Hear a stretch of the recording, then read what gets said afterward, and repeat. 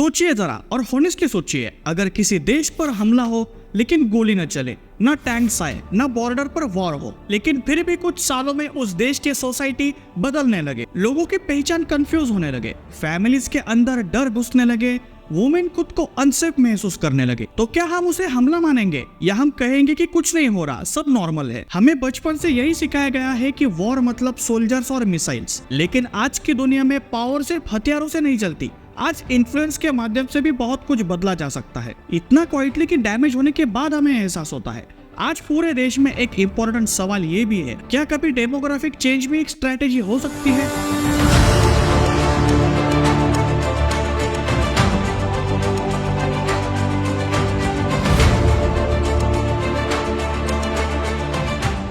शायद कुछ लोग इस सवाल से अनकंफर्टेबल हो सकते हैं, लेकिन इतिहास इस सवाल से अनकंफर्टेबल नहीं होता। सीरियस हिस्टोरियंस बताते हैं कि किसी देश पर कंट्रोल करना ज्यादातर युद्ध से नहीं होता, वो कंट्रोल क्रेडाइल से होता है, यानी आने वाली अगली जनरेशन से आता है। अगर किसी सोसाइटी की आने वाली पीढ़ी बदल जाए तो कल्चर, वैल्यूज और आइडेंटिटी अपने आप बदल जाती है, वो भी बिना वॉर के। अब इसी लेंस से जब इंटरफेथ रिलेशनशिप्स की बात होती है तो कंफ्यूजन होना नेचुरल है। लव पर्सनल चॉइस है, इसमें कोई डाउट नहीं।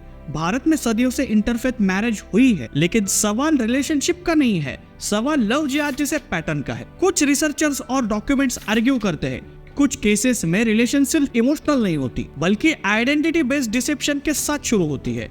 नाम बदलना, बैकग्राउंड छुपाना, सिंबल्स एडॉप्ट करना एटसेट्रा। कई केसेस में रिलेशनशिप डीप होने के बाद लड़की पर कन्वर्जन का प्रेशर शुरू होता है, कभी प्यार के नाम पर, कभी शादी के नाम पर। जब सोसाइटी ऐसे रिपीटेड पैटर्न्स देखती है तो सवाल पूछना जायज है, वो सेल्फ प्रोटेक्शन इंस्टिंक्ट होता है। भारत में कई हाई प्रोफाइल केसेस ने इस डिबेट को और इंटेंस बना दिया, जैसे कि निकिता तोमर केस जो 2020 में हुआ था। उस लड़की को दिन दहाड़े गोली मार दी गई सिर्फ इसलिए क्योंकि उसने कन्वर्जन और मैरिज से मना किया। ये नेशनल न्यूज बना था। 21-year-old Nikita Tomar was shot dead in broad daylight. Two men, Tausif and Rehan, were arrested and tried by the District and Session Court in Faridabad. 2022 का श्रद्धा वालकर केस, जिसमें relationship toxic हुआ था। इस case में brutality extreme हुई थी, लड़की की बॉडी फ्रिज में मिली थी। इन्वेस्टिगेटर्स ने कहा कि ये कन्वर्जन केस था, जिसमें मुस्लिम लड़के ने इस लड़की पर दबाव बनाया था।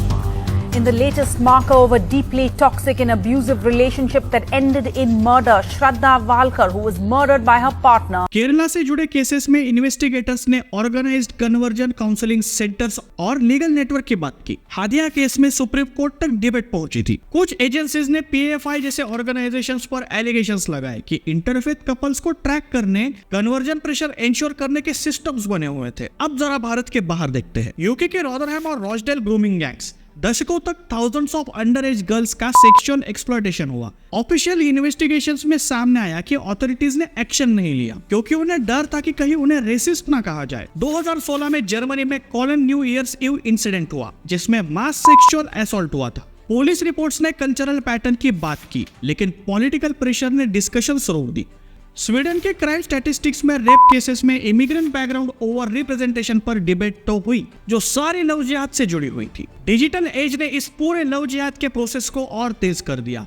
Dating apps, private chats, social media, documents बताते हैं कि ऑनलाइन मैनुअल सर्कुलेट होते हैं जो इमोशनल वर्नेबिलिटीज आइडेंटिफाई करना सिखाते हैं, जैसे कि loneliness, identity crisis, validation hunger etcetera. कुछ एनालिस्ट इसे डेमोग्राफिक सीज कहते हैं, मतलब ओपन वॉर नहीं बल्कि लॉन्ग टर्म सोसाइटल प्रेशर से अपनी जनसंख्या बढ़ाना। Thinkers like Koenraad Elst warn करते हैं कि जब रेडिकल्स ओपनली रिलीजन की आड़ में ये काम करते हैं और मॉडरेट लोग आंख बंद करके बैठे रहते हैं, ऐसे में स्टेट का इम्यून सिस्टम फेल हो जाता है। लेट सीताराम गोयल भी यही कहते थे कि डेमोग्राफिक रियलिटी को इग्नोर करना सिविलाइजेशनल ब्लाइंडनेस है। इस डिस्कशन का मतलब डर फैलाना नहीं है, मकसद ये कहना भी नहीं है कि हर इंटरफेथ रिलेशनशिप सस्पिशियस है, और मकसद सिर्फ इतना है कि सोसाइटी ब्लाइंड न रहे, वुमन इन्फॉर्म रहे और स्टेट डिनाइल में न जिए। असल में अवेयरनेस फैलाना मतलब नफरत फैलानी नहीं होती, क्योंकि इतिहास बार बार यही सिखाता है, ज्यादातर सभ्यताएं बाहर से नहीं टूटती, वो धीरे धीरे अंदर से बदलनी जाती है, और यही भारत में कई सालों से हो रहा है। अगर आपको लगता है कि लव जिहाद के आड़ में देश की लड़कियां डेंजर में है,